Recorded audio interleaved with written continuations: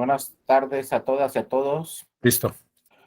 Vamos a darle seguimiento a este diplomado en mecanismos de participación ciudadana. Yo soy Darío Mora Jurado y también soy profesor investigador de la Escuela Judicial Electoral, y conmigo vamos a ver la primera sesión del tema la revocación de mandato, y mañana con otro compañero de la Escuela Judicial Electoral van a seguir viendo este tema de revocación de mandato.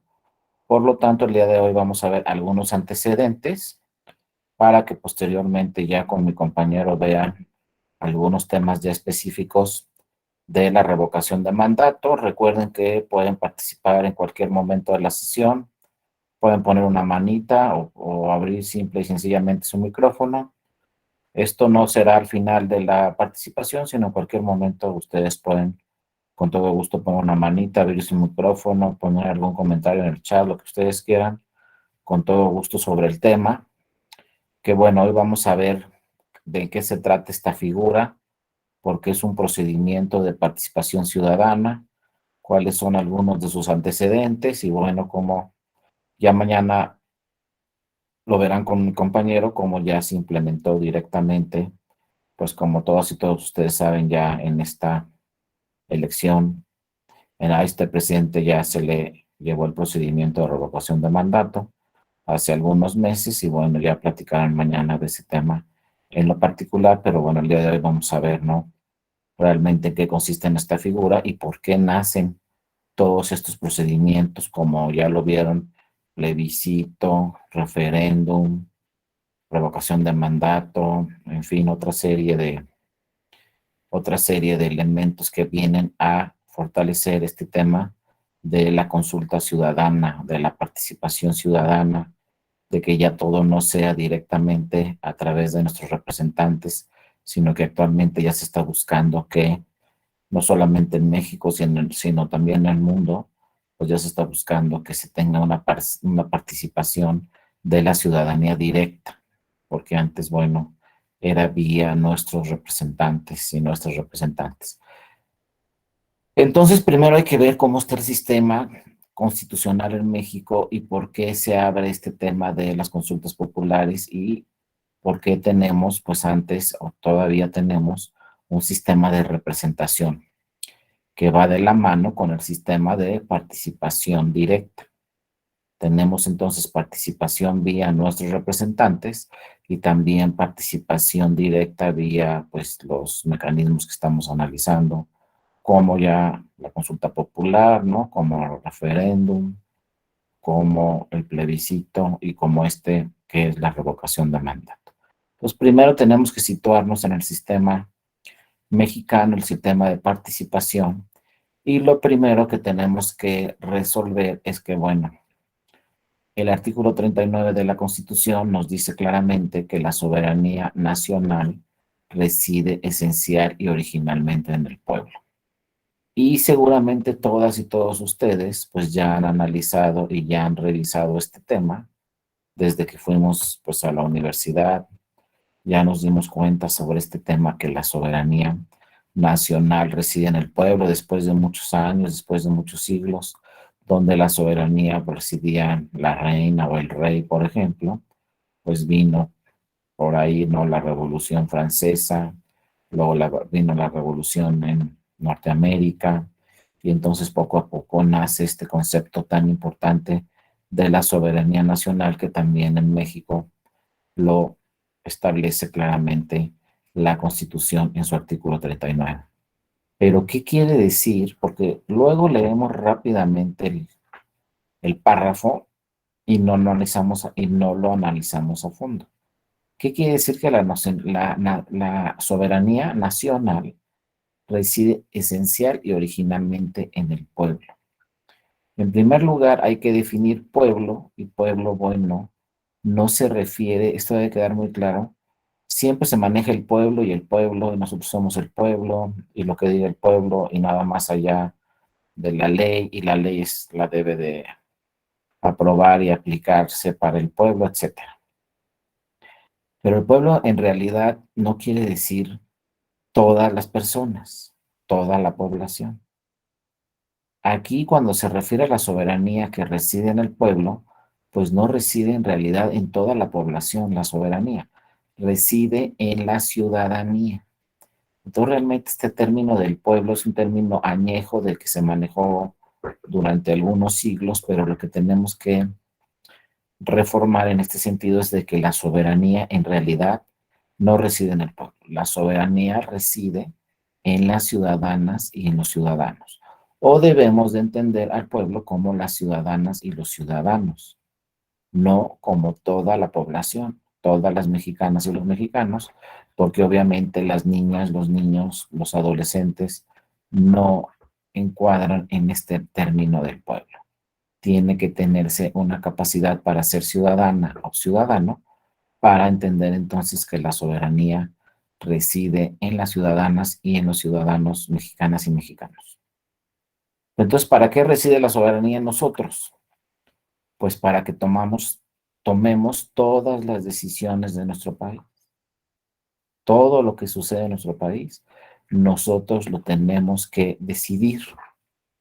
Pero obviamente, pues ya no podemos estar como los griegos, cuando tenían una soberanía directa, donde los griegos se juntaban por ahí en algunas asambleas, las familias, etcétera, los representantes de las familias y tomaban decisiones. Bueno, actualmente, pues obviamente desde que nace este concepto de la soberanía en la Constitución mexicana, pues era imposible reunirnos todas las mexicanas y todos los mexicanos. Por diversos factores no nos podíamos reunir.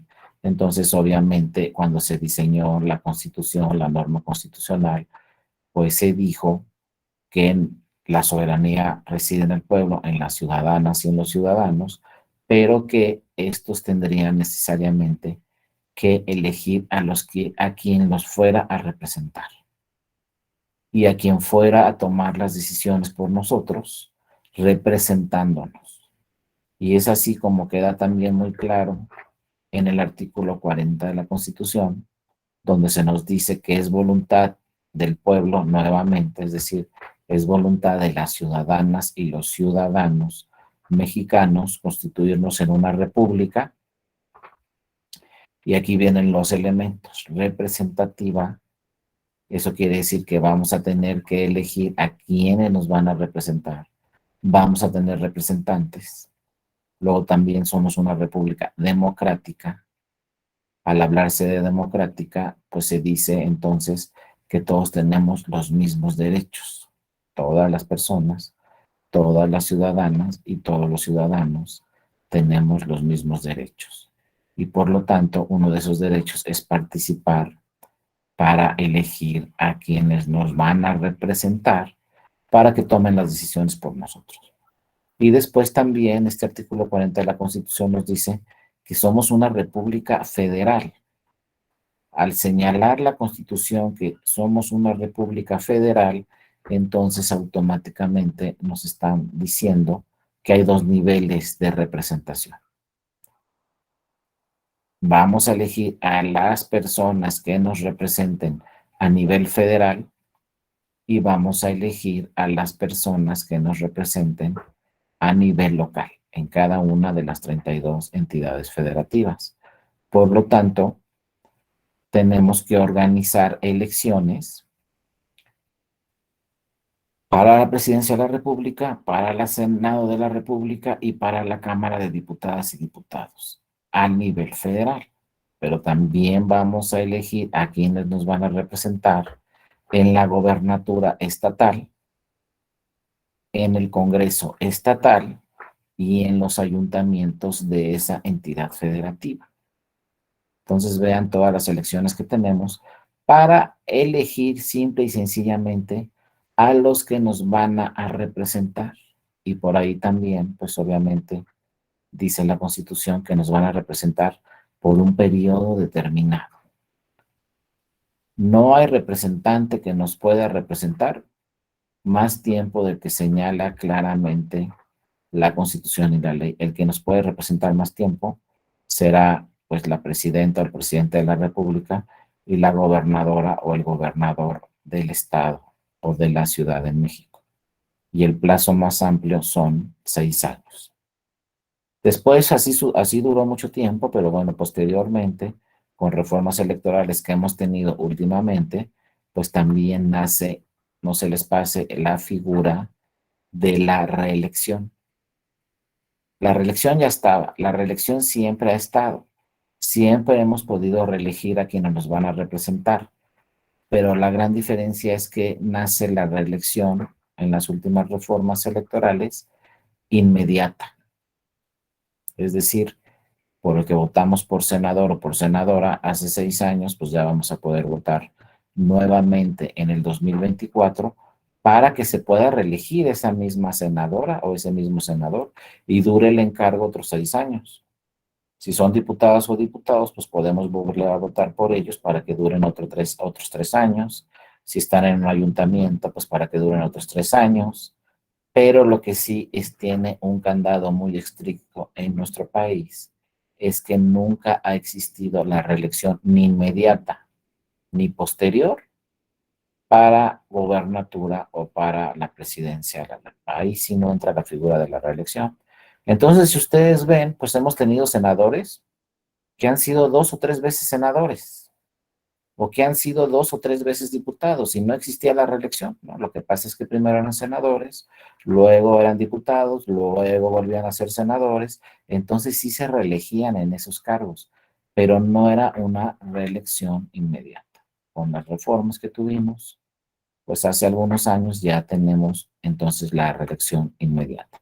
Entonces entra en esta parte de la figura representativa quienes nos pueden representar no solamente en un periodo, sino podemos elegir a los que nos van a representar en un periodo, 2 periodos, 3 periodos o 4 periodos, como pueden ser las diputaciones federales.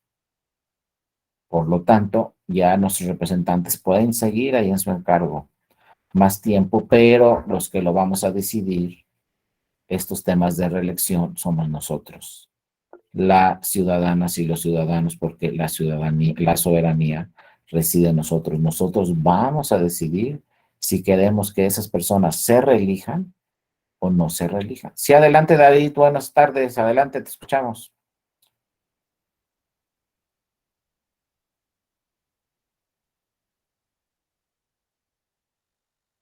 No sé si por ahí andes, David, ya te nos perdiste. No sé si nos escuchas. Si no, bueno, continuamos, David, y cuando estés por Buenas ahí. tardes, ¿me escucha? Adelante, David, sí, ya te escuchamos. Adelante.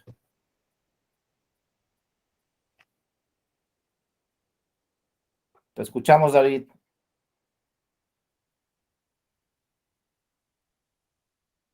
Bueno, parece que nuestro compañero David tiene por ahí algún problema, pero en cuanto sirva su micrófono, con todo gusto lo escuchamos. Entonces les decía, bueno, que nosotros como soberanos vamos a elegir a los que nos van a representar y estas personas que nos van a representar pues pueden ser hasta en un periodo, 2 periodos, 3 periodos, 4 periodos, etcétera, ¿no? Pero la decisión siempre la vamos a tomar nosotros porque nosotros somos los soberanos. Siempre las ciudadanas y los ciudadanos vamos a ser los que vamos a tomar esas decisiones. Pues eso quiere decir una democracia representativa donde la soberanía reside esencial y originalmente en nosotros. Adelante, David. Gracias, profesor. Una disculpa, parece que tuve un problema No técnico te con preocupes, David, el así nos pasa a micrófono. todos. Gracias, profesor. Pues mire, una opinión aquí, aprovechando a que habla de la reelección y haciendo una relación con la palabra pueblo que nos comentaba, efectivamente coincido en que reside esencialmente la soberanía en la ciudadanía, que ha cubierto ciertos requisitos, pero considero que la palabra pueblo es más genérica y políticamente conviene más. Y por ello mi opinión y participación en este momento. La reelección también, como tiene algunos antecedentes históricos que que no abonan mucho a que no pudiesen abonar mucho a su aceptación, se cambió ahora por elección consecutiva, pero que finalmente considero es una reelección.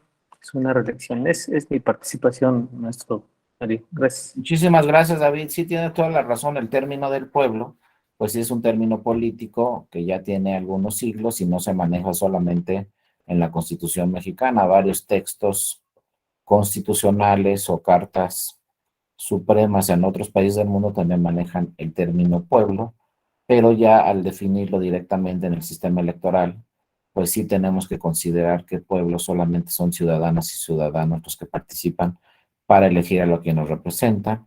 Y como nos dice David, pues también se maneja el término de elección consecutiva, que en realidad pues viene siendo una reelección. Lo que pasa es que, pues como les decía, la reelección siempre ha estado ahí. Lo que no teníamos era pues una reelección consecutiva. Podíamos votar por un senador, ganaba, era senador 6 años, después tendría que dejar el cargo de senador, tomar algún otro cargo, pero pasaban 6 años y podíamos votar nuevamente por esa persona para que nuevamente fuera senador.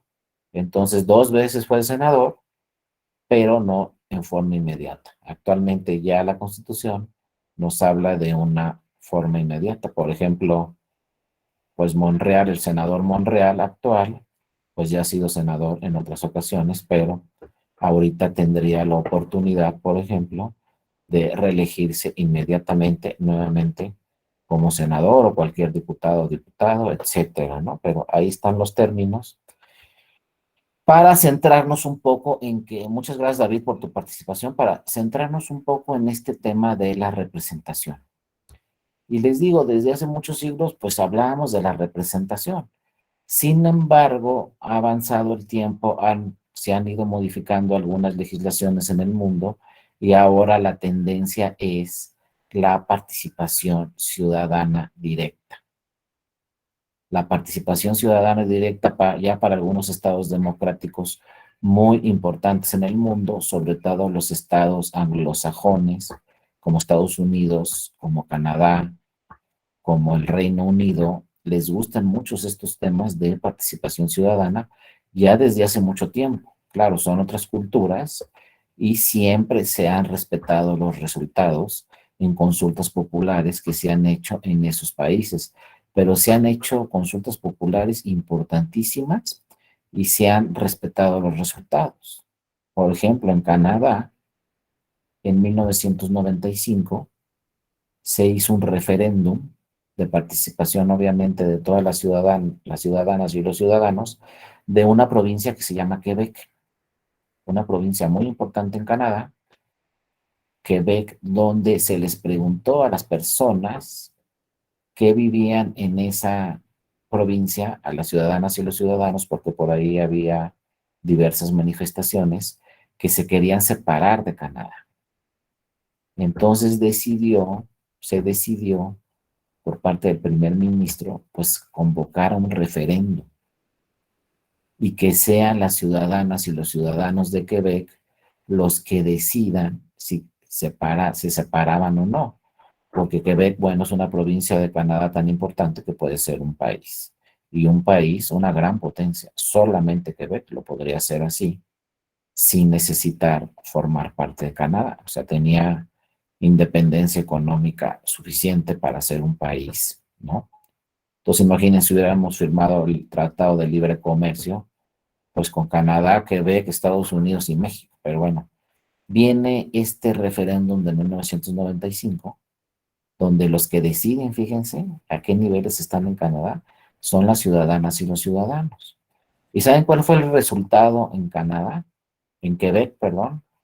49.5 decidió separarse y 50.5 decidió quedarse y seguir integrando Canadá. O sea, un resultado de menos de un punto porcentual. La diferencia entre el primero y segundo lugar, ¿a poco no se parece a la elección presidencial del 2006? Pues sí, menos de un punto porcentual. Entonces vean cómo hay casos así que llaman muchísimo la atención. Esto pasó en 1995 y todo el mundo en Canadá respetó ese resultado en Quebec, pero por punto 5 sigue siendo Quebec una provincia de Canadá y no un país independiente. Entonces vean la fuerza que puede tener un procedimiento o un mecanismo de participación ciudadana. el nombre que le ponga. No solamente, pues que sigue el presidente o que no sigue el presidente, ¿no? O queremos un puente o no queremos un puente, ¿no? O queremos reformar la Constitución o no queremos reformar la Constitución vía mecanismos de participación directa. No, podemos decidir hasta ese punto. ¿Nos separamos o no nos separamos? Claro, estamos hablando de una provincia, Canadá, que obviamente tenía toda la solvencia económica, política, social, etcétera, para separarse de Canadá.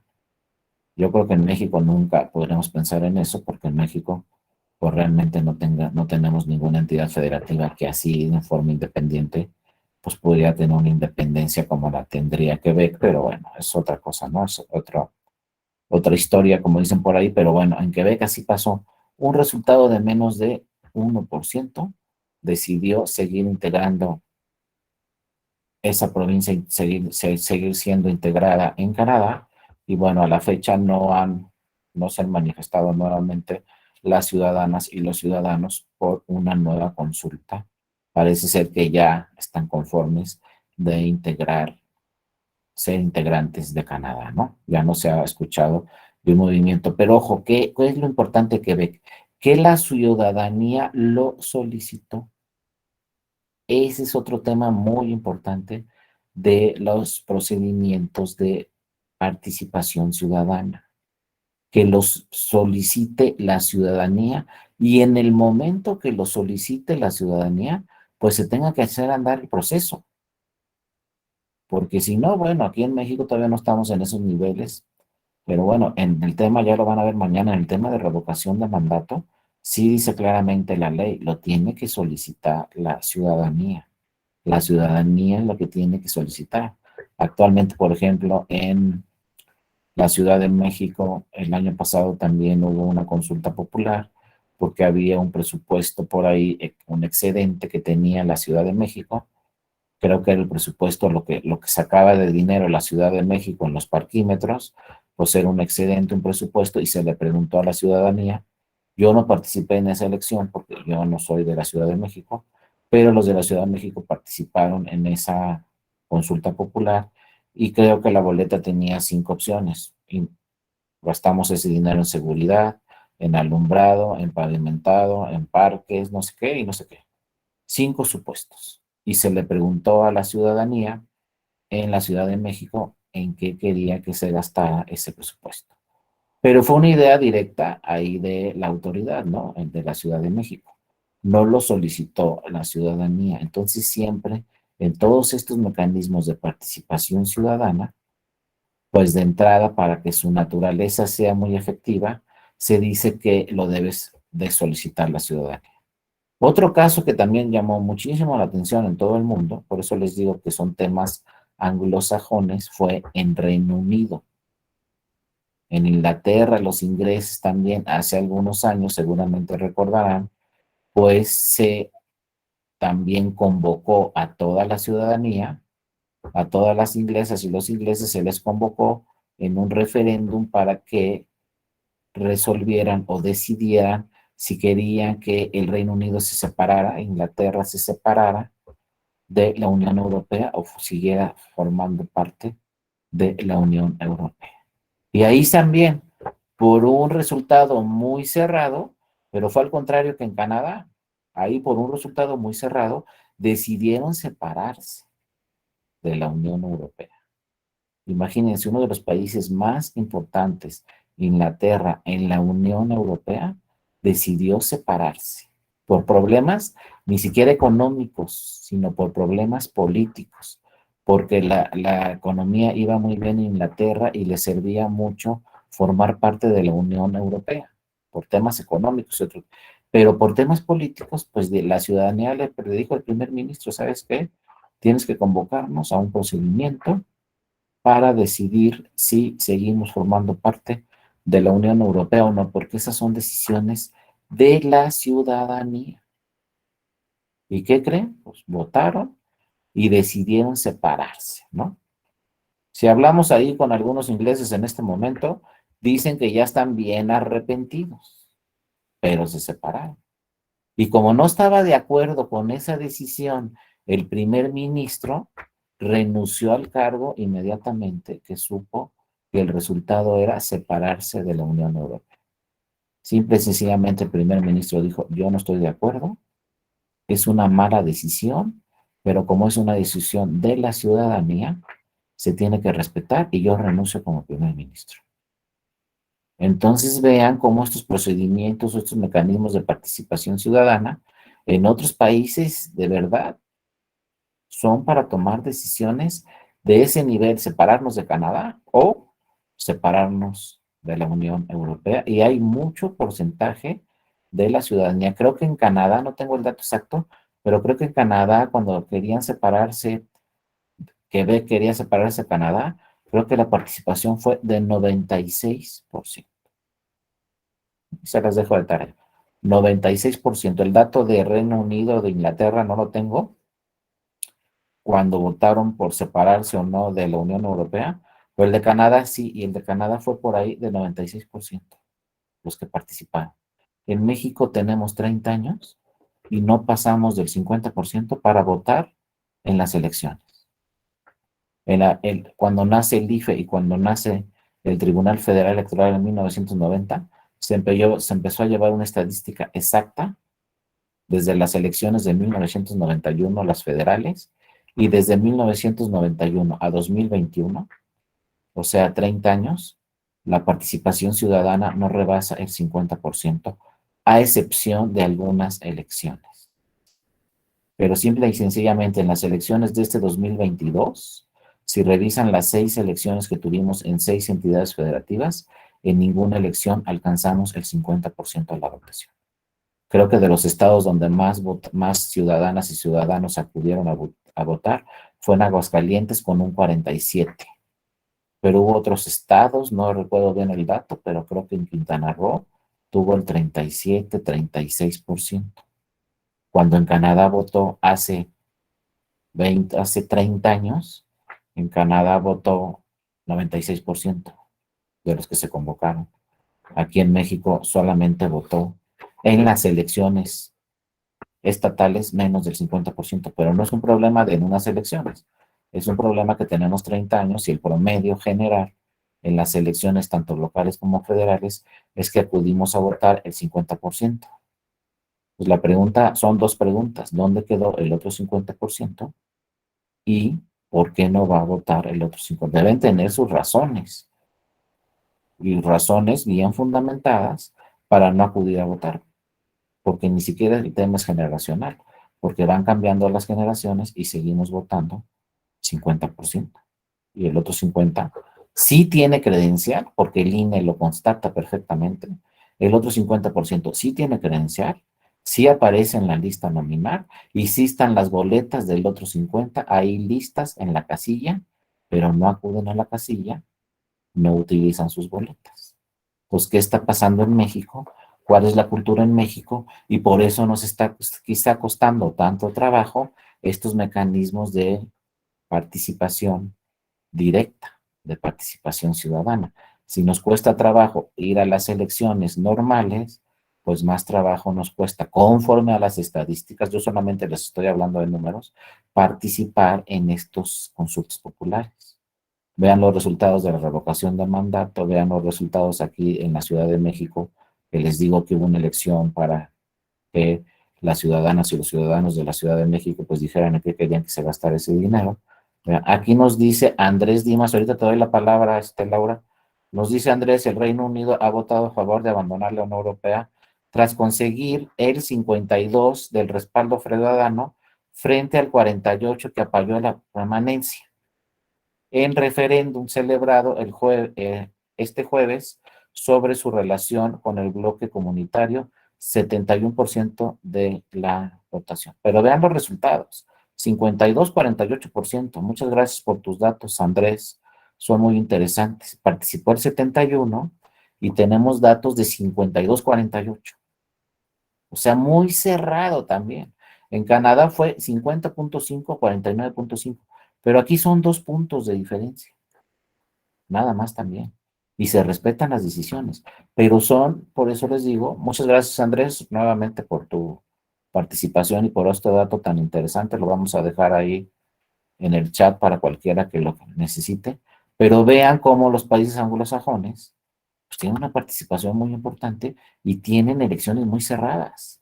Y lo más importante, pues, se respeta el resultado, lo que diga la ciudadanía se va a hacer. Eso es soberanía, eso es que reside en el pueblo y eso es que se respetan los resultados. En pocas palabras, eso quiere decir ciudadanía. Las ciudadanas y los ciudadanos decidimos qué hacer con nuestro país y qué decisiones se deben de tomar dentro de nuestro país para situaciones internas o situaciones externas, como el caso de Canadá o como el caso que muy bien nos platicó Andrés. Adelante, Laura. Buenas tardes. Te escuchamos. ¿Cómo está, doctor? Buenas tardes a todos.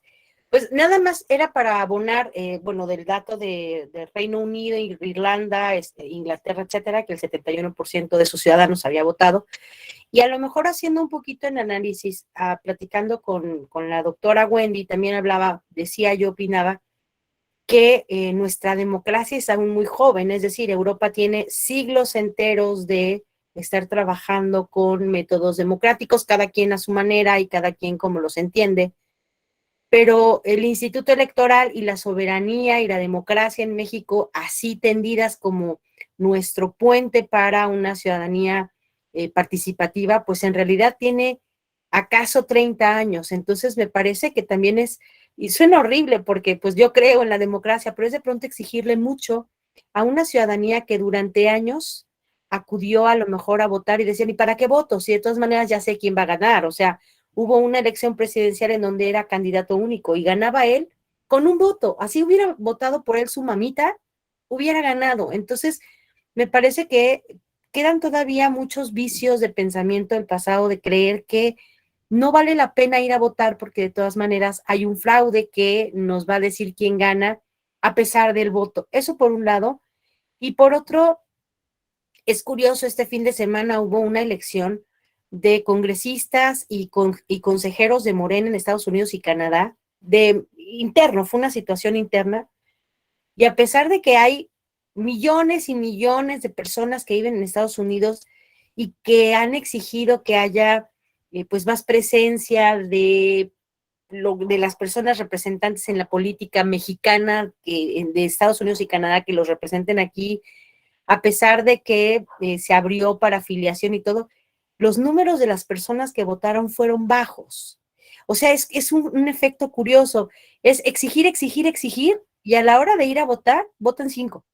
Entonces, me parece que es algo que todavía no permea del todo en la cultura, y a pesar de que, bueno, en 2021 fue una situación atípica, teníamos pandemia y todo, a pesar de todo fue una de las mayores votaciones intermedias en cuestión de números de gente participando. Entonces, creo que todavía se trata un poquito de un estira y afloje. La gente quiere participar, a veces les da la pereza, es que es el fútbol, es que se estrena el Jurassic Park en el cine. O sea, son cosas que de repente todavía no convencen a la gente de que la democracia y el voto son la llave de entrada a una situación de legalidad, o el permitir que 5 personas decidan porque pues son las que ganaron y que no tengan la mayoría y que no haya una legitimidad. Entonces, es un trabajo que creo que todos los que estamos aquí estamos de alguna manera eh, adjudicándonos para invitar a la gente a entender que es un proceso que no es nada más ir y emitir la boletita, o sea, es todo el año, todos los 3 años, los 6 años de un gobierno, exigen que hagamos este trabajo ciudadano todo el tiempo. Entonces, está, perdón la expresión, pero está cañón porque todavía tenemos muchos vicios del pasado y como comentaba yo, tenemos apenas 5 elecciones con un INE que se encarga de llevar a cabo estas elecciones, un tribunal electoral que hace pues justamente la parte legal o jurídica de estas elecciones. Entonces, en realidad suenan mucho 30 años, pero en realidad es poquito si nos comparamos con países que a lo mejor tienen 300 de hacer las cosas de una manera, pues así. Entonces, digo, creo que no hay que desesperarnos, todavía estamos en el camino y estamos muy jóvenes haciendo esta vida democrática una realidad. Gracias, doctor. Muchas gracias a ti, Laura, y efectivamente tienes toda la razón. Venimos de una cultura completamente distinta de esas naciones democráticas más desarrolladas. La cultura en México desde muchísimos años fue una cultura de un partido hegemónico. Luego, como tú dices, muy bien, en la elección de el presidente José López Portillo era candidato único. Luego viene lo que seguramente algunos que ya no son tan jóvenes como yo se acuerdan en 1988, que nos dijeron se cayó el sistema y pues, se apagó o se cayó porque no quiso hablar o qué pasó con el sistema. Las autoridades se defendieron y dijeron, no, pues, ¿sabes qué? Ahí están las boletas, las pueden contar todas una de ellas, pero era un tema de cultura completamente distinto. Las elecciones las organizaba la Secretaría de Gobernación, las federales, las elecciones locales las organizaba el gobernador de cada una de las entidades federativas. Entonces veníamos desde allá y pues parece que realmente, como lo dice muy bien Laura, 30 años, en 30 años hicimos lo que no pudimos hacer todos los años anteriores, que fueron muchos, lo hemos estado logrando a partir de 30 años, pero obviamente una cultura política dentro de un país pues no va a cambiar en 30 años, se hacen grandes esfuerzos, nace el Tribunal Federal Electoral en 1990, nace el Instituto Federal Electoral. Cuando nació el Instituto Federal Electoral fue muy cuestionado porque quien lo presidía el secretario de Gobernación, pero inmediatamente, posteriormente, 3 años después, hubo otra reforma a la Constitución donde ya el IFE no lo presidía el secretario de Gobernación. Se cuestionó mucho también al Tribunal Federal Electoral porque sus sentencias eran revisadas por los senadores o las diputadas y los diputados. También se reformó la Constitución en 1993 para que ya las sentencias del tribunal fueran definitivas e inatacables. Luego, en 1996, se le dieron atribuciones al Tribunal Electoral para que él fuera el que declarara la validez de la elección presidencial, etcétera, etcétera, etcétera. Y hemos ido avanzando muchísimo en 30 años. Y ahorita el impacto que viene muy importante es que ya se está avanzando también en este tema de mecanismos de participación ciudadana.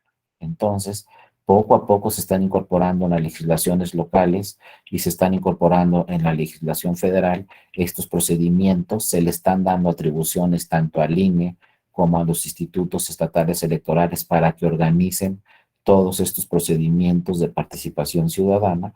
Entonces, pues ojalá pronto, como dice muy bien Laura, poco a poco entremos ya también a esta democracia participativa y no solamente tener una democracia representativa, sino también tener una democracia participativa. Adelante, David, te escuchamos y luego Andrés. Adelante, David. Gracias. Fíjese, y en este tema que estamos comentando, Uruguay es el referente en niveles de participación, incluso alcanza los 90%, 90% de nivel de participación ciudadana en ese país. Y en una ocasión me di a la tarea de investigar qué pasa o qué acontece ahí para que se alcancen esos niveles de participación. Y encontré que su legislación contempla una sanción para quien no vaya a cumplir con su deber de participar y de votar. Es un tema muy polémico, muy debatible, el tema coercitivo para obligar a la participación. Pero bueno, le digo, Uruguay por lo regular siempre ocupa los primeros lugares en temas democráticos y el nivel de participación no es la excepción. Entonces, pudiese ser una opción. Digo, son temas que, como dicen, la democracia está en construcción y que pudiese ser una vía para alcanzar esos niveles de participación. Considero efectivamente la democracia es temas donde la mayoría decide, pero en una mayoría relativa, no sé si se interprete en esencia el espíritu democrático. Para mi punto de vista tendría que ser una mayoría absoluta, es decir, niveles de participación del 50% más uno, para que pudiésemos decir que estamos ante un sistema verdaderamente democrático. Pero bueno, dejo ahí estos temas y es mi participación. Gracias. No, muchas gracias, David. Muy interesante el caso. Y sí, es muy sonado siempre el caso de Uruguay porque tienen una votación, las últimas elecciones, sobre todo presidenciales, han tenido una votación de más del 90%, pero está ese tema, ¿no? Que también ha sido muy cuestionado, de que hay una sanción si las personas en Uruguay, las ciudadanas y los ciudadanos no emiten su voto. Yo en lo personal no estoy de acuerdo con sancionar, creo que es un derecho que tiene cada ciudadana y cada ciudadano, es una responsabilidad también que tiene cada ciudadana y él decide si acude a votar o no. Creo que ponerle sanción no sería la solución, al contrario, podría ser hasta contraproducente. Y bueno, las autoridades electorales, como son el INE y el tribunal, pues están obligadas a dar todas las herramientas y todas las condiciones necesarias para que la ciudadanía pueda emitir su voto. Y bueno, también fíjense, pues luego nos presumen los uruguayos, ¿no? Acá votamos el 90%, pero lo que no toma, el dato que no toman en cuenta los uruguayos es que ellos son 3 millones de población. Nosotros somos 130 millones. No es lo mismo organizar una elección que quieren que en la lista nominal de Uruguay sean 2 millones a una lista nominal de 95 millones. Entonces, desde ahí partimos que hay muchas entidades federativas en México con más población que Uruguay, ¿no? Como país. Entonces, hay que revisar esos temas. Realmente el trabajo de verdad del INE es un trabajo revisado en todo el mundo porque en muchas partes, sobre todo de Europa, se preguntan, ¿a poco en México cada persona tiene credencial para votar? Esos 94 millones que somos en este momento en la lista nominal, ¿los 94 millones tenemos credencial? Pues sí. ¿Y los 94 millones estamos en la lista nominal? También. Y a los 94 millones se les van a imprimir 4 o 5 o 6 boletas y se las van a poner en una casilla ahí muy cerca de su casa en el 2024. Pues sí, porque así sucedió desde 1991, la primera elección del IFE en el IFE en ese tiempo, ¿no? Entonces, bueno, todos estos temas tenemos que analizarlos y ahora también se le está diciendo al IFE o al INE actual, bueno, INE, como eres muy eficiente en esos temas de convocar elecciones y de tener todo listo para que las ciudadanas y los ciudadanos voten, pues por ahí está también una disposición en la legislación mexicana que dice que el INE será el encargado de organizar estas consultas populares, esta revocación de mandatos, etcétera. También el INE a nivel federal y los institutos estatales electorales, ahora OPLES, a nivel local, pues son las autoridades encargadas de organizar todos estos procedimientos de participación, ¿no? De participación directa de la ciudadanía. Sí, adelante, Andrés, te escuchamos. ¿Qué tal? Buenas noches, compañeros. Buenas noches, doctor. Bueno, pues nada más mi comentario iba enfocado a dos puntos. Uno de ellos, bueno, justamente lo que estaban mencionando los compañeros, pues pensar que en estos últimos 30 años se ha construido nuestra democracia, pues también es no voltear a la historia. Me parece que vamos pues más de 60 años construyendo, que en los últimos 30 se han dado las pertinencias por parte de las fuerzas políticas y que se han construido instituciones tales como el Tribunal Electoral, el mismo IFE o INE, los mismos OPLES, los organismos públicos autónomos. Me parece que sí es destacable esta parte y el hecho pues de defender nosotros a nuestras instituciones nos corresponde.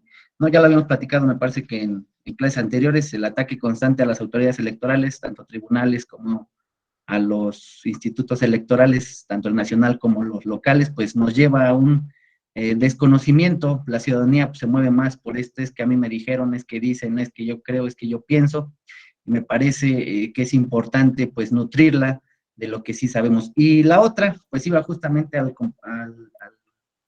bueno, surgió durante la participación del compañero David, cuando mencionaba de esta obligación, ¿no?, que hay en Uruguay. También me parece que la hay en Brasil y también comparto la idea que mencionaba el doctor Darío de que lejos, el mexicano lejos de ver se obligara, pues sí sería algo a lo mejor hasta violatorio de derechos humanos, porque nosotros tenemos la posibilidad de acudir a votar por quien nosotros queramos o de no acudir. Y bueno, yo, por ejemplo, lo prefería como en Colombia. En Colombia a los ciudadanos se les dan beneficios. Si tú vas a votar, vamos a poner un ejemplo, que era lo que nosotros veíamos hace algún tiempo. Si tú quieres a votar en tu trámite de tu licencia, si te costaba 500 pesos, como fuiste a votar, pues ahora te va a costar 300, ¿no? Entonces hay beneficios lejos, entonces ya tú sabes si vas a votar y obtienes esos beneficios o no vas a votar, ¿no? Diferente de lo que pasa en Uruguay y Brasil, que te multan si no votas, que te están obligando de alguna forma, eso yo no lo veo muy bien. Bueno, pues sería mi participación, doctor, muchísimas gracias. Muchas gracias, Andrés, por tus comentarios. Sí, sí, tienes toda la razón. Pues si ya se va a tratar de ese tema, pues mejor que sean beneficios en vez de sanciones, porque lo que se trata es de promover el voto entre toda la ciudadanía.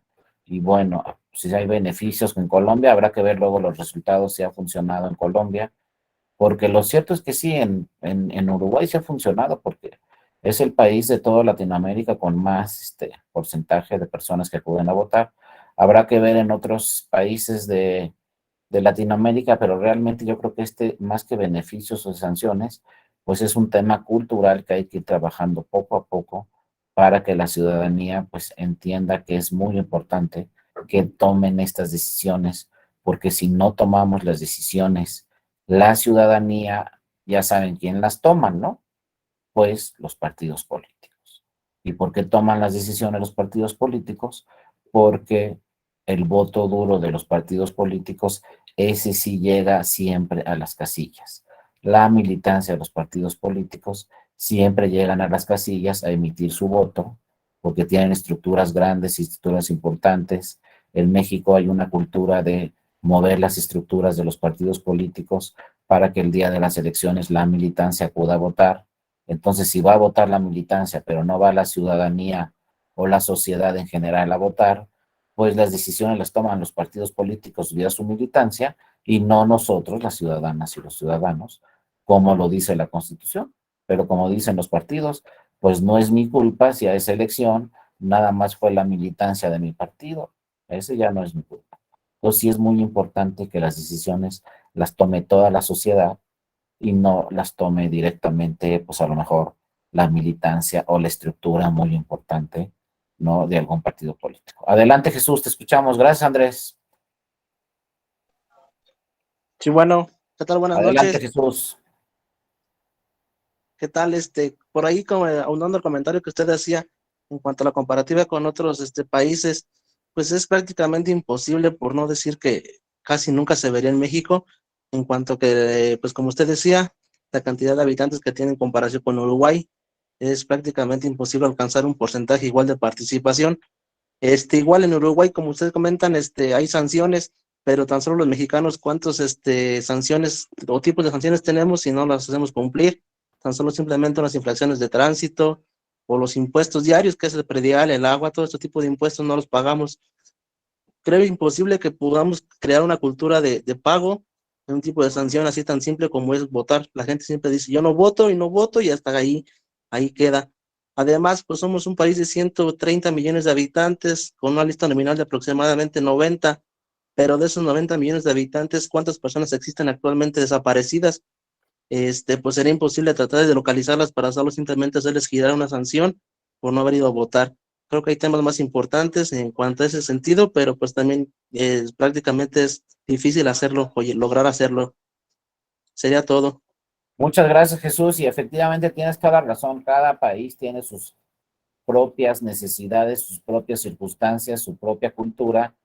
Y nosotros tenemos que enfocarnos directamente a la cultura de nuestro país, cómo ir transformando poco a poco la cultura de nuestro país, ver las circunstancias de nuestro país, la geografía de nuestro país, no la cantidad de habitantes que son en nuestro país. El comparativo es importante para saber qué está sucediendo en otras partes, pero muchas veces no podemos implementar lo que se implementa en otros países de entrada, porque la cultura que tenemos en México es completamente distinta, el número de población también, como decía también muy bien Laura, la cultura es distinta, venimos de otra historia totalmente diferente a otros países, y entonces, pues poco a poco hay que ir trabajando para esta cultura política, para ir difundiendo estos temas, y está bien lo que está haciendo el Poder Legislativo, lo que hacen las legisladoras y los legisladores, incorporando a las legislaciones todos estos procedimientos o mecanismos de participación ciudadana, pues yo creo que está bien, y a lo mejor los implementamos por primera vez y no tienen el éxito que queremos,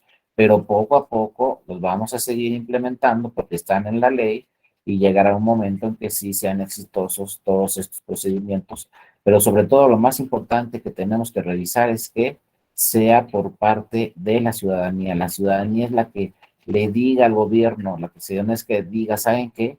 Quiero un plebiscito, quiero un referéndum, quiero una revocación de mandato para este tema, que sea la ciudadanía la que lo exija, la que lo decida, y ya lo veremos cómo lo van a ver en la sesión de mañana, pues como ya se necesitan ciertos porcentajes, como la revocación del mandato del 40%, pues para que se cumpla y sea obligatoria esta decisión.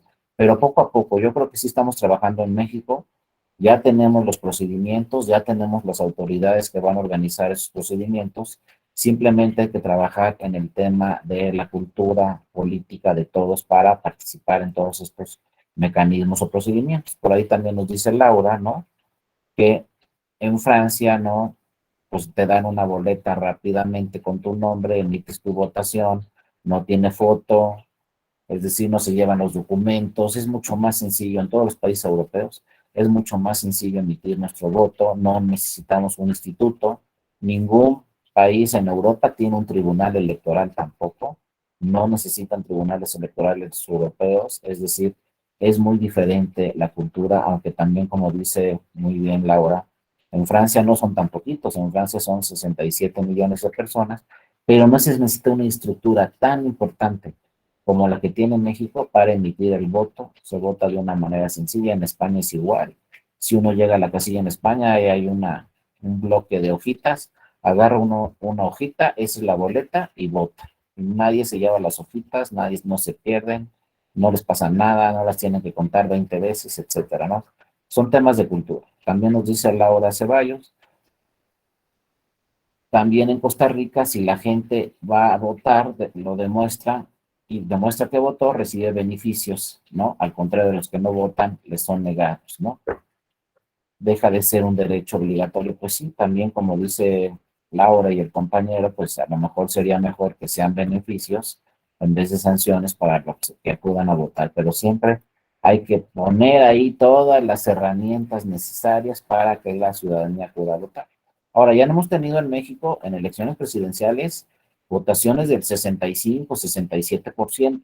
En la presidencia, lo que tenemos que trabajar es que ese 67% llegue en todas las elecciones y en todos los niveles de ayuntamientos, de diputaciones, senadurías, ¿no? Y ahora hay otro estudio también muy importante, ojo con eso que les voy a decir.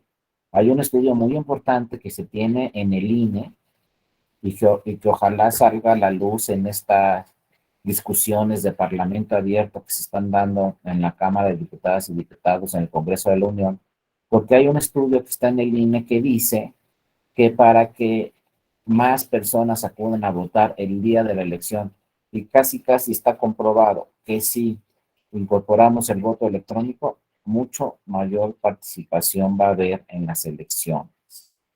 Entonces son datos, no tenemos un dato objetivo porque nunca hemos tenido elecciones electrónicas, vía electrónicas, pero a lo mejor en una de esas, pues nos da la sorpresa el Poder Legislativo, reforma la Constitución, se incorpora el voto electrónico para el 2024 y en una de esas, en el 2024, si alcanzamos el 70 o más del 70% de la votación, si es que se llega a implementar este tema del voto electrónico que ya está ahí en la mesa, ya se está discutiendo, y ahí sí, fíjense, ahí sí creo que todos los partidos políticos están de acuerdo con incorporar el voto electrónico.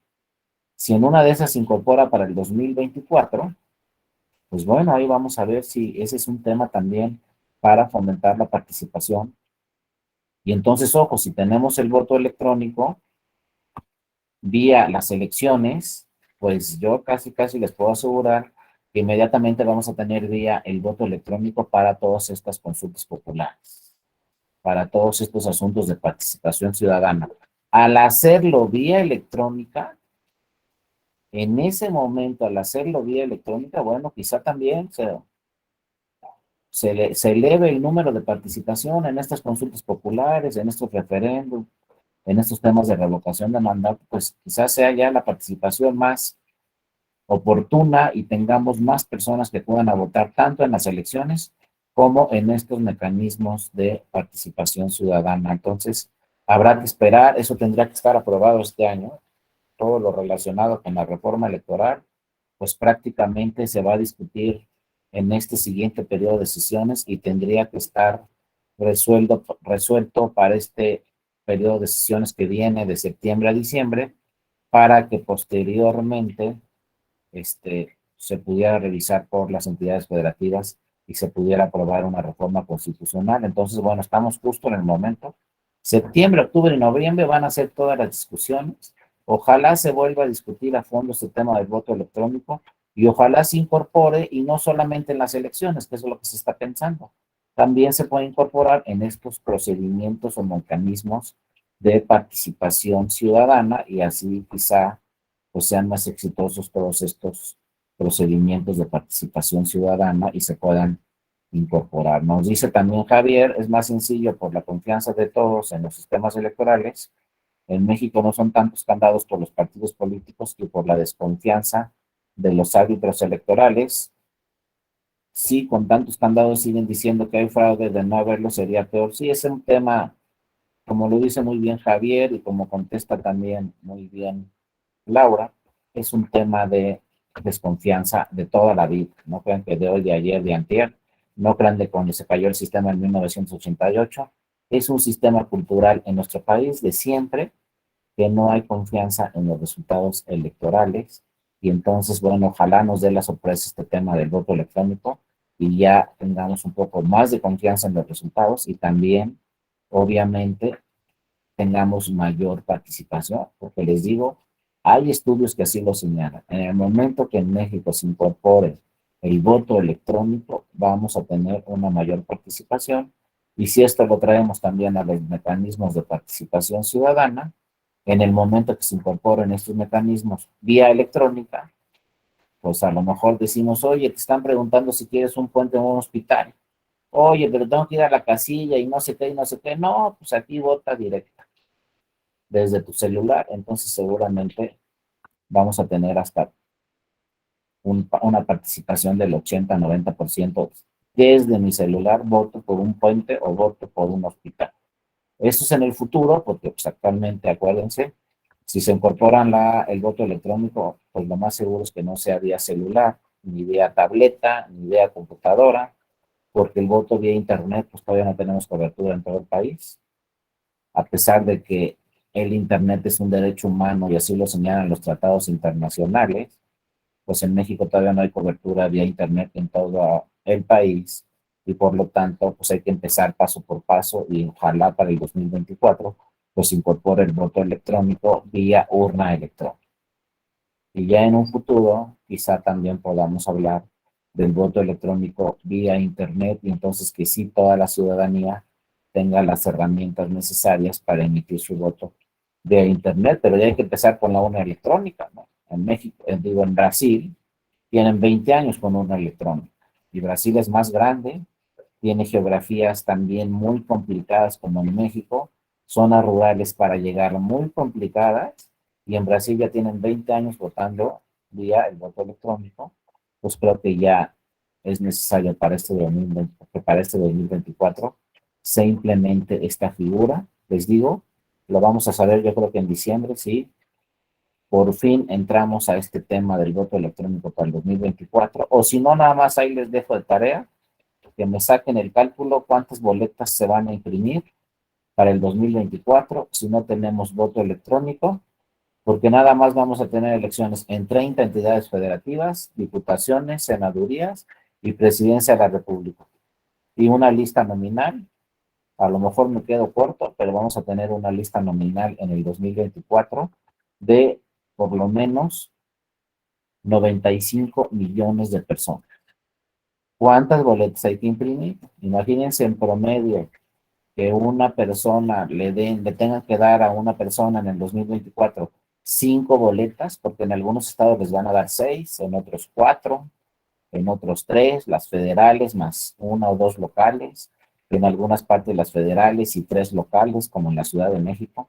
Imagínense que a cada ciudadana y ciudadano hay que darle 5 boletas, 95 por 5, 500 millones de boletas que hay que imprimir con todos los candados de seguridad que ya conocen. ¿Cuánto va a costar eso? Imprimir 500 millones de boletas, porque no se decide el Poder Legislativo a incorporar la urna electrónica. Entonces, ojalá, miren, yo soy del Estado de México, entonces ojalá la última elección que vote sea el año que entra, porque en el Estado de México vamos a tener elecciones el año que entra. Ojalá de verdad sea la última boleta que me den impresa. Y ojalá para el 2024 ya acuda vía urna electrónica, porque imagínense, nada más saquen números 95 millones por 5, entonces los soples y el INE tienen que contratar a una autoridad especializada, a una empresa especializada para que imprima todos esos millones de boletas.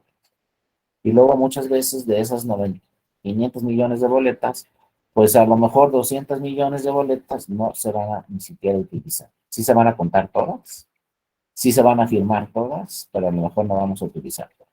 Entonces, qué mejor ya, ¿no? Que se incorpore el voto electrónico.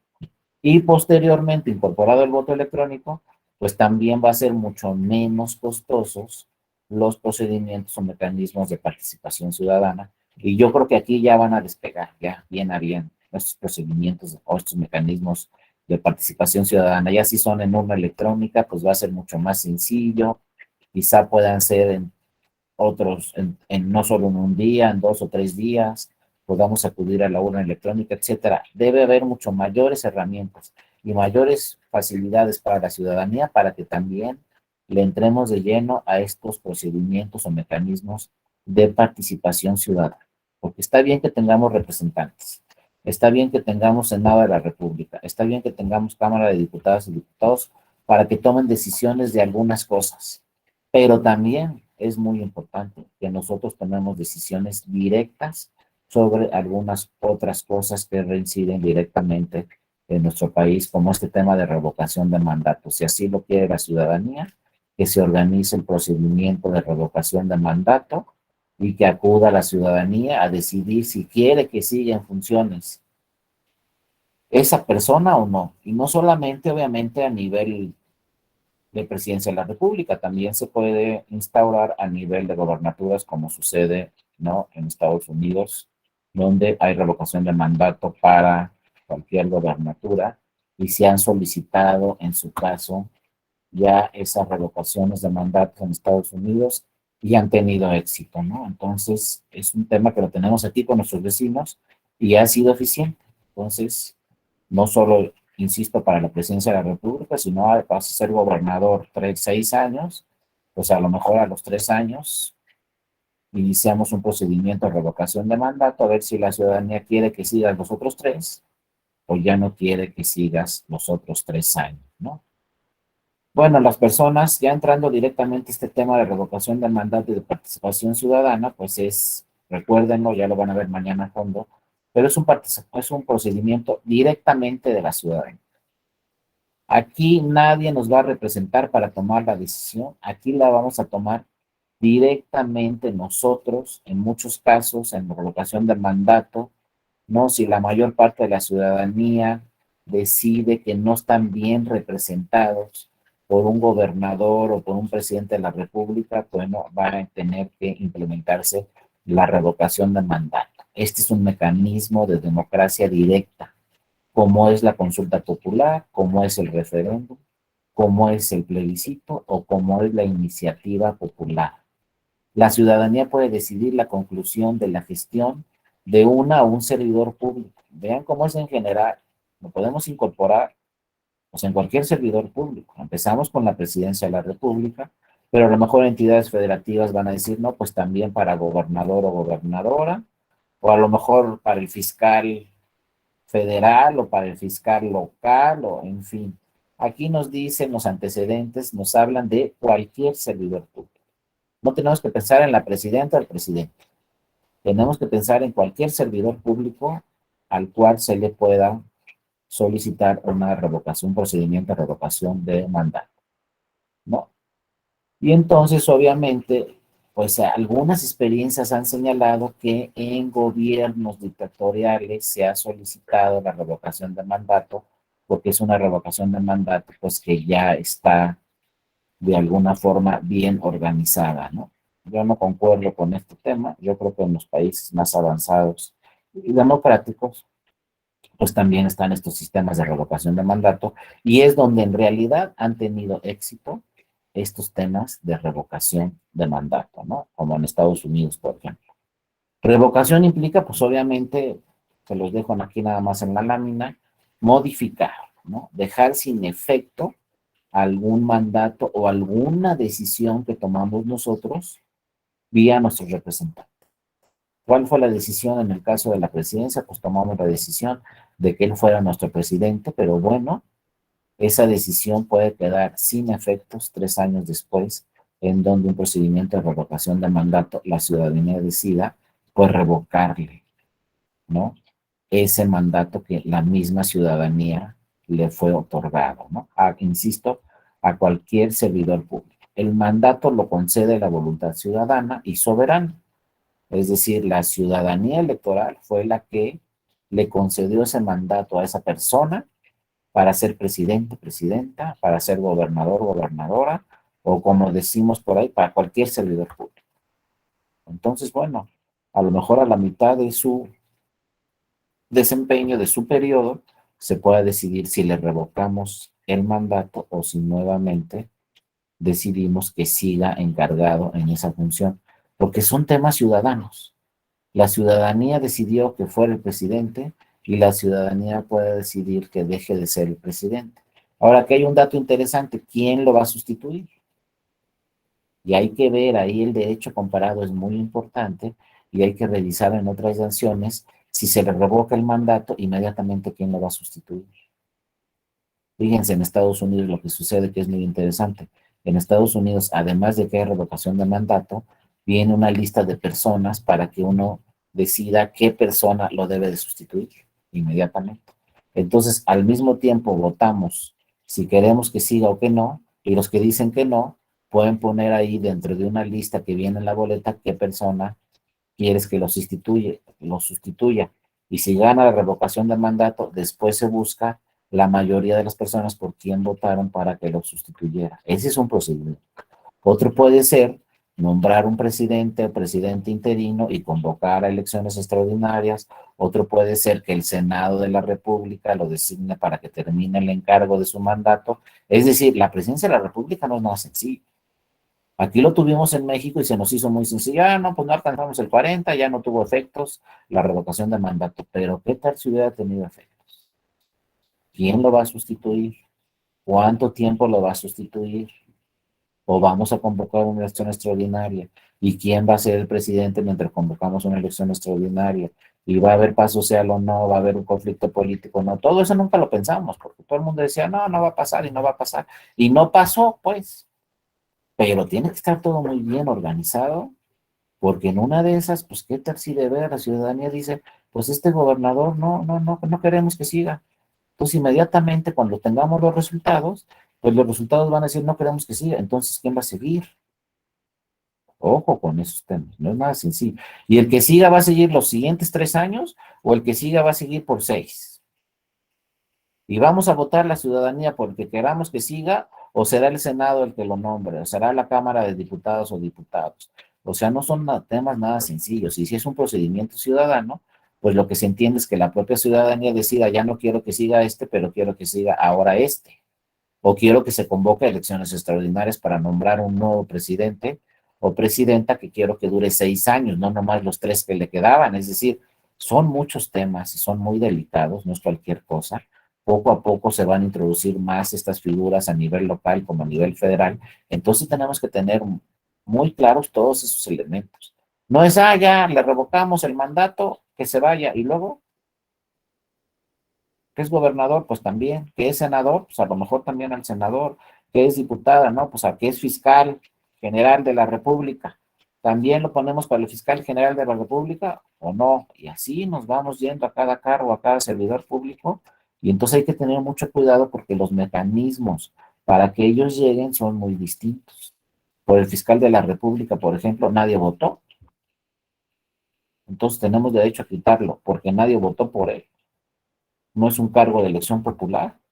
O también deben de entrar esos servidores públicos. O solo los de cargos de elección popular donde nosotros votamos por él. O no. Y fíjense, si yo les pregunto, ¿votamos por los ministros y las ministras de la Suprema Corte? Pues sí votamos de forma indirecta. ¿Buscamos por el fiscal general de la República? Pues sí votamos de forma indirecta porque el Senado lo tiene que aprobar esos nombramientos. No, yo no puedo ser ministro de la Corte si el Senado en su mayoría no aprobó ese nombramiento. Yo no puedo ser fiscal general de la República si el Senado en su mayoría no aprobó ese nombramiento. Y el Senado es el que nos representa a nosotros. Entonces es como un nombramiento semidirecto, no lo aprobamos directamente, pero sí se aprobó por representantes de nosotros. Pues también tenemos derecho a revocación del mandato, o no, en fin, vean todos los temas en los que les digo, apenas estamos empezando con estos temas. Y entonces no los podemos dejar ahí. Lo que sí nos debe quedar claro, pues es que los soberanos somos nosotros, que elegimos a nuestros representantes ya durante muchos años, pero que ahora está entrando no solamente en México, sino en todo el mundo, estas figuras tan importantes de mecanismos de participación ciudadana, donde directamente los que vamos a decidir somos, ¿no?, nosotros, la ciudadanía directamente, ¿no? Y no será por parte de quienes nos representan.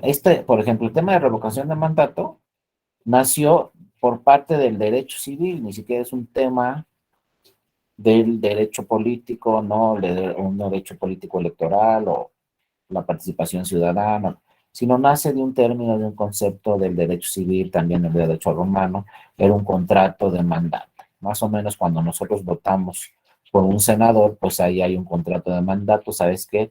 Yo voy a votar para que tú seas senador, pero ¿qué dice el contrato? Nada más 6 años. Y el contrato también podría decir, y en 3 reviso ese contrato. Y en 3 puedo ir a revocación de mandato, pero entonces pues hay que ver qué figuras deben de entrar, pero de entrada, pues tiene que ser la presidencia de la República y quizá también todas las gobernaturas de las 32 entidades federativas deberían de tener, desde mi punto de vista, un procedimiento de revocación de mandato, ¿no? A la mitad de su periodo, que bueno, son 6 años, pues entonces tendría que ser cada 3 años. No, en el campo político se refleja, también se refleja este tema de revocación del mandato, ¿no? Porque por vencimiento puede terminar por 3 o 4, por lo general en México, pues todos los cargos son de 6 o 3 años. Por ahí alguna entidad federativa, los presidentes municipales o las presidentes municipales duran 4 años, habrá que ver si, pues yo no creo que para un cargo de 3 años de una presidencia municipal, pues también el plazo es muy importante, incorporemos esto de la revocación del mandato a la mitad. Pues imagínense, apenas voy entrando como presidente municipal, tengo año y medio, apenas estoy viendo cómo están las cosas, qué proyectos voy a realizar, y ya hay revocación de mandato. Creo que es más bien para figuras, pues por lo menos de 6 años, que duren 6 años y a los 3 años.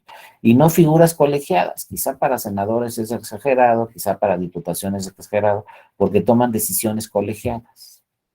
Yo desde mi punto de vista lo dejaría en presidencia y gobernatura, ¿no? Porque los otros toman decisiones colegiadas, no es el solo el que toma la decisión, en fin, habrá que ver, pero desde mi punto de vista lo incorporaría en la figura como en Estados Unidos, presidencia de la República y gobernaturas de las 32 entidades federativas, y sería exactamente, ¿no? Pues a la mitad, justo a los 3 años, como dice actualmente la ley en la revocación de mandato para la presidencia de la República en México, incorporaría esta figura a la mitad, a los 3 años, y solamente para la presidencia y solamente para las 32 gobernaturas, bueno, 31 gobernaturas y una jefatura de gobierno en nuestro país, veremos, ¿no? Y obviamente yo incorporaría también, desde mi punto de vista, pues el voto electrónico, si no va a ser muy difícil que tengamos los porcentajes que exige la ley para poder, para que sea válida. Imagínense la revocación de mandato que tuvimos de la Presidencia de la República, pues la ley exigía 40% de los que aparecen en la lista nominal. Y creo que estaba corto, porque para revocar el mandato de un presidente o de una presidenta, no creo que para mí sea suficiente una votación del 40%.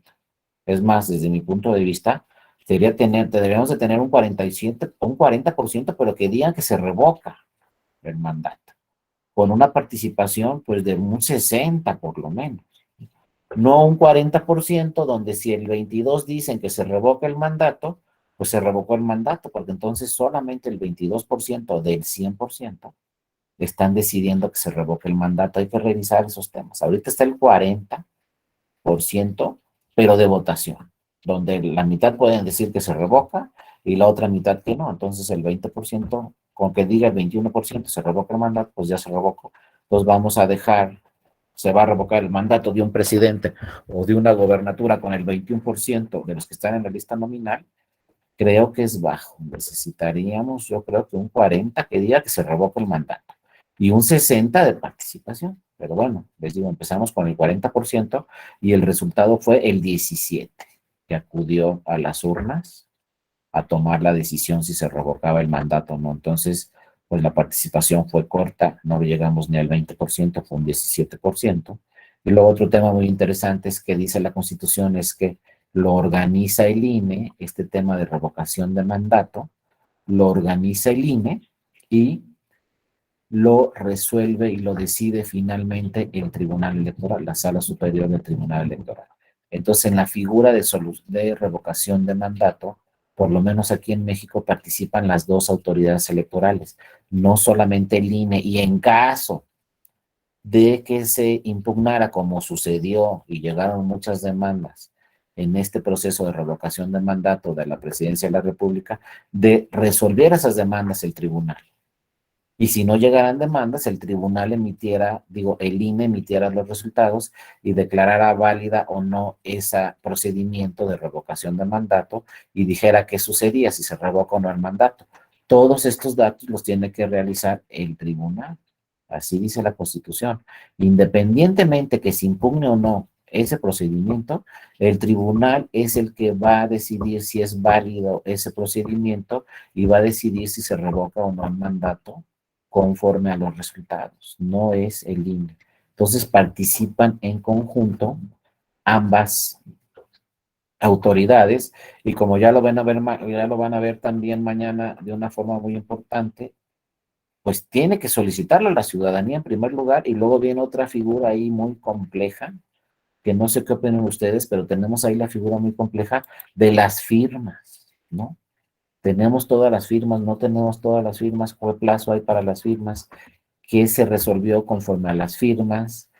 Y luego, pues otros temas muy interesantes como el de ahí puede haber propaganda o no puede haber propaganda política para promover el mandato. Puede decir el presidente de la República, vayan y acudan a este procedimiento de revocación de mandato, o no lo puede decir la jefa de gobierno, o no lo puede decir. Todos esos temas se tienen que revisar nuevamente porque fueron temas que llegaron varias demandas al Tribunal Electoral señalando que había por ahí una propaganda gubernamental para que se participara en esta revocación del mandato, ¿no? Finalmente solamente participó por ahí del 17, 18% más o menos, ¿no? Nos dice David Hernández, la Ley Federal de Revocación de Mandato, en su artículo 60, si los resultados de la jornada de votación de la ciudadanía indican que procede la revocación de mandato, la persona titular de la Presidencia de la República se entenderá separada definitivamente del cargo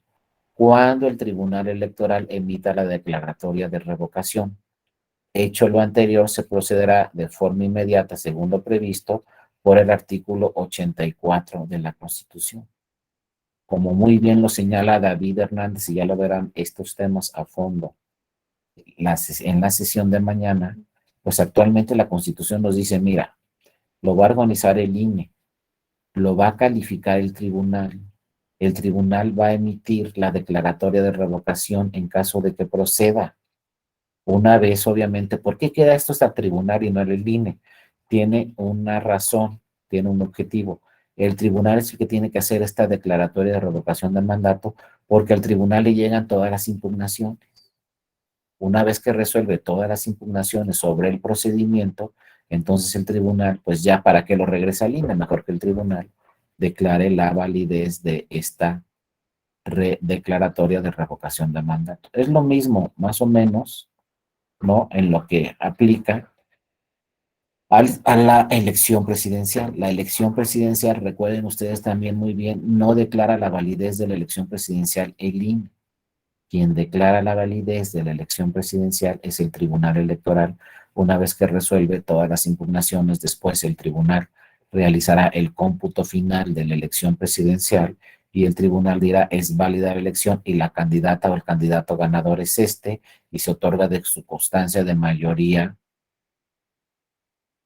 ¿no? Y de que sea la candidata o el candidato ganador. Entonces, cuando se celebra la elección presidencial, pues por lo menos en 2006 y en 2012 llegaron más de 350 demandas de cada una de esas elecciones.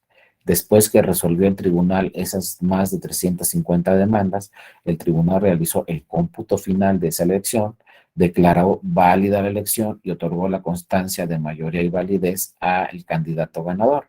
Y entonces el candidato ganador tiene que acudir a la sala superior a que se le entregue su constancia de mayoría y validez y de que es el candidato electo ganador.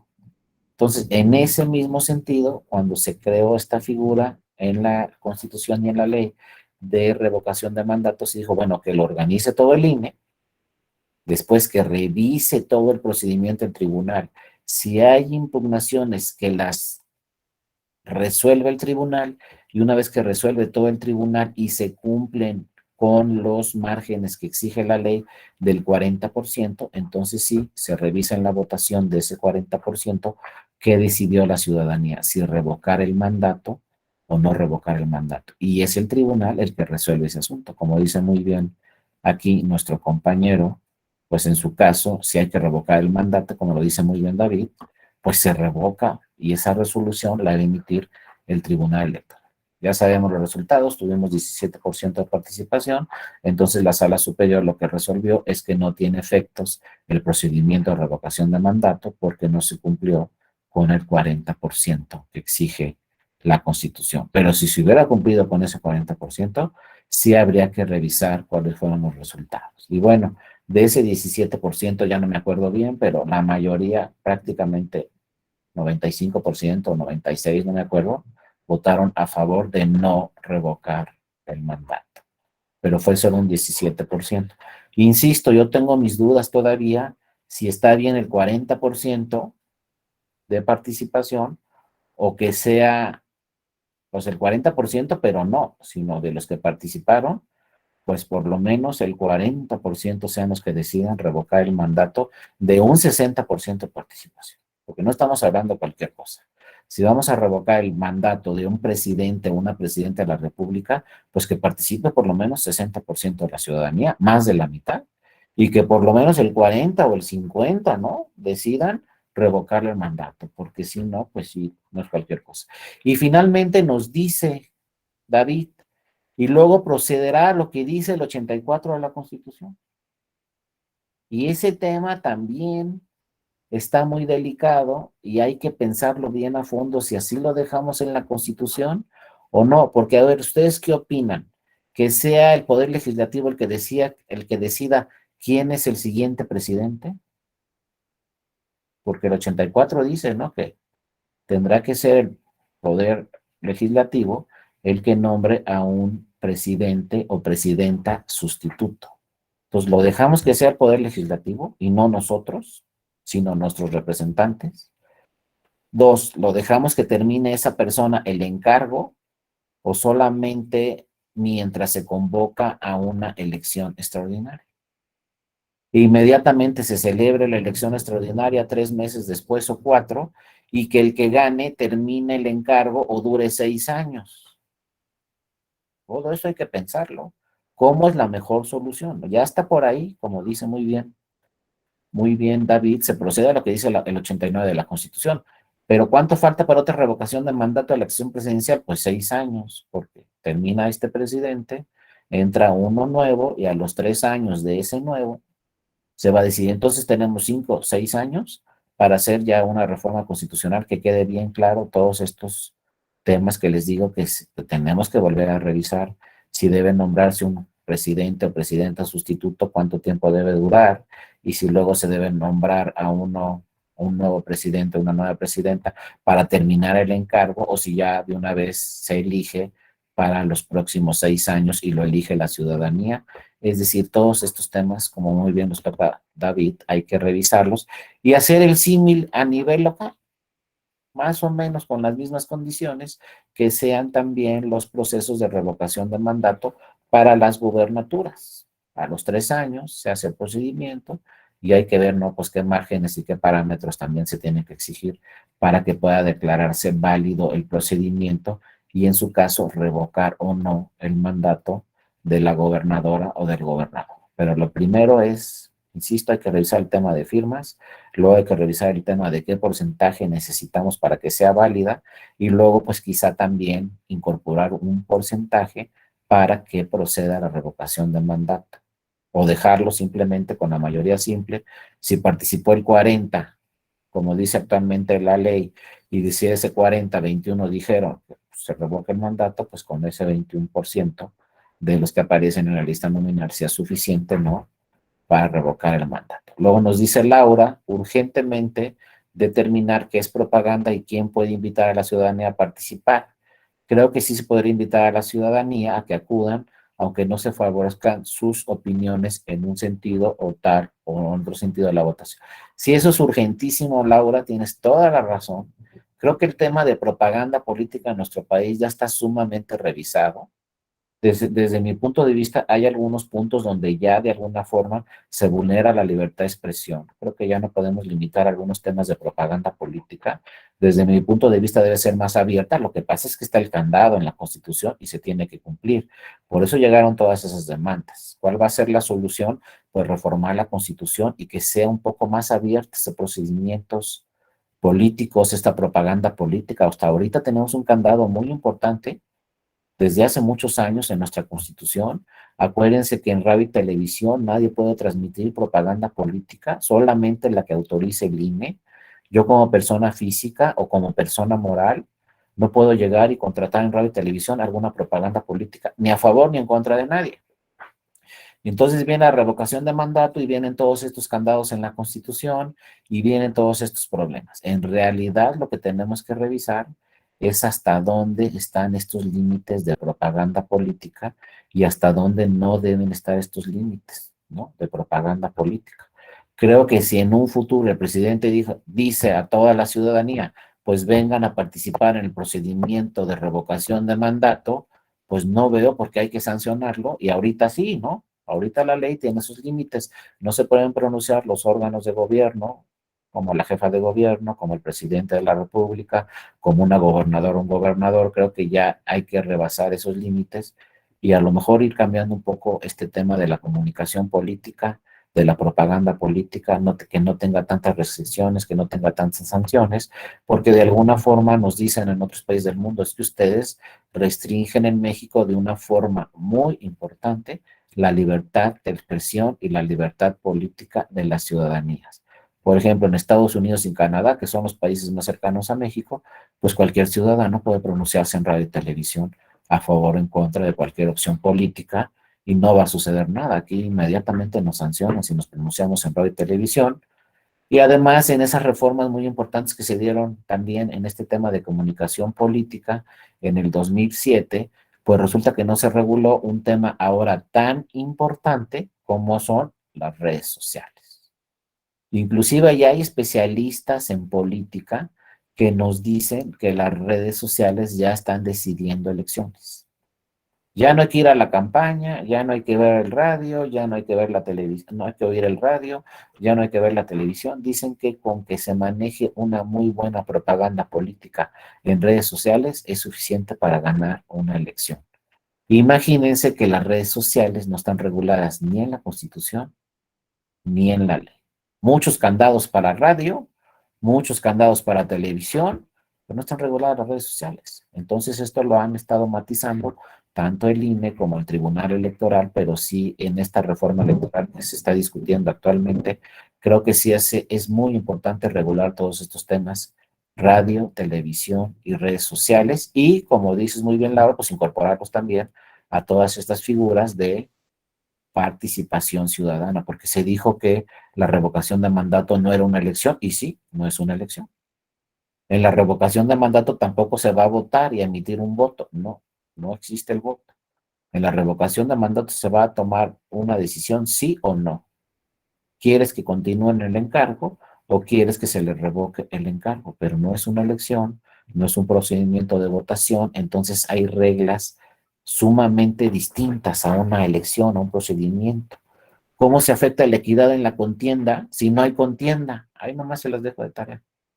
Pero por ahí llegaron algunos y le dijeron al tribunal, es que ¿sabes qué? Se está afectando la equidad en la contienda. Pues ¿cuál contienda? Si no, no es competencia, no están participando dos personas para ganar una.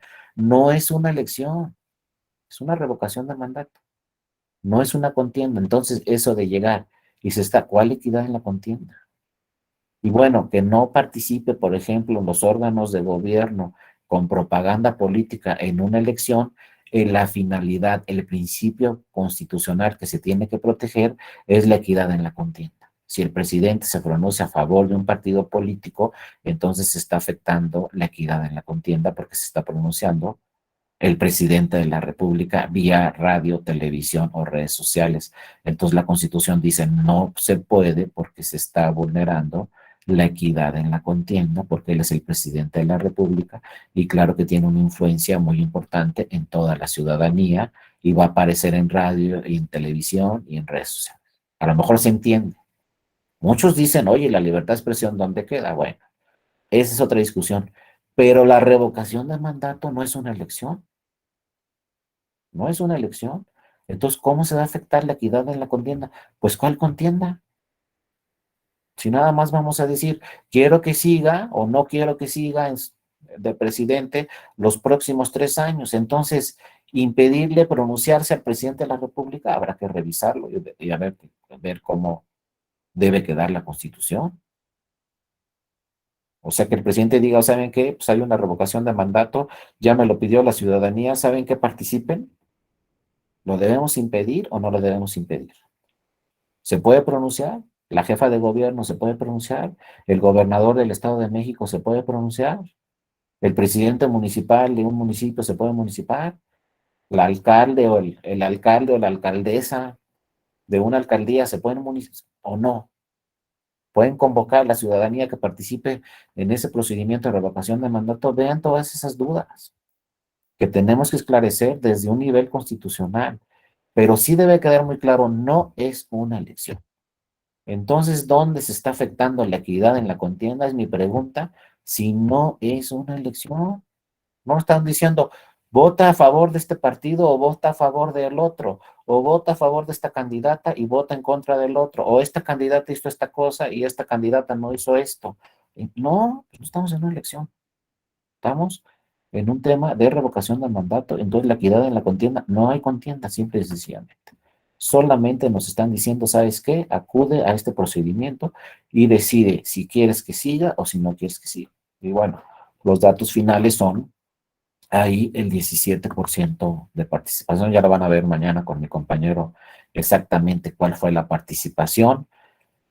Pero no, ahí se los dejo ya para ya no entrar en temas de mi compañero que va a ser, creo que Raúl Ávila, el que les platique mañana la segunda parte de este tema de revocación del mandato. Simplemente les dejo estos datos. En Estados Unidos, fíjense, ya desde 1911 apareció esta figura de revocación de mandato, donde fue destituido ya un alcalde, también fue destituido un gobernador y finalmente otro gobernador en el 2003 fue destituido por este procedimiento de revocación de mandato.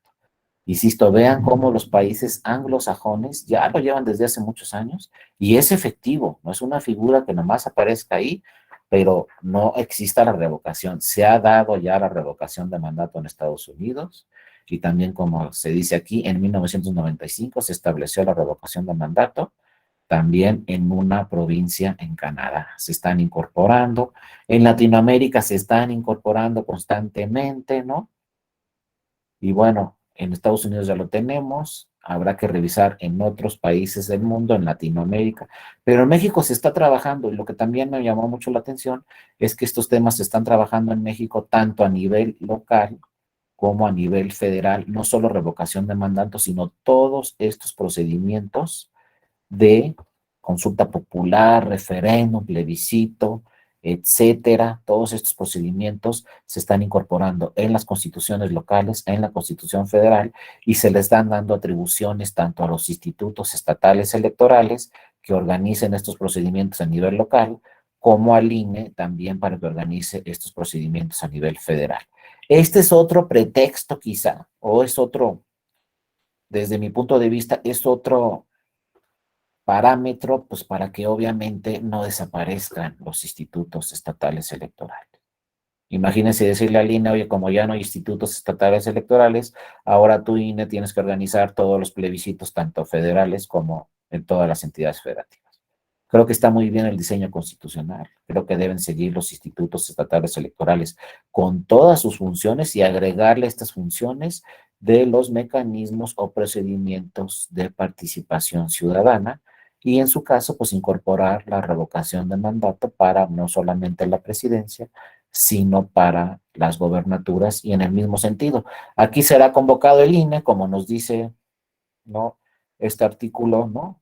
Será convocado por el Instituto Nacional Electoral a petición de las ciudadanas y ciudadanos, quienes piden la revocación, un número equivalente al menos del 3% de los de la lista nominal.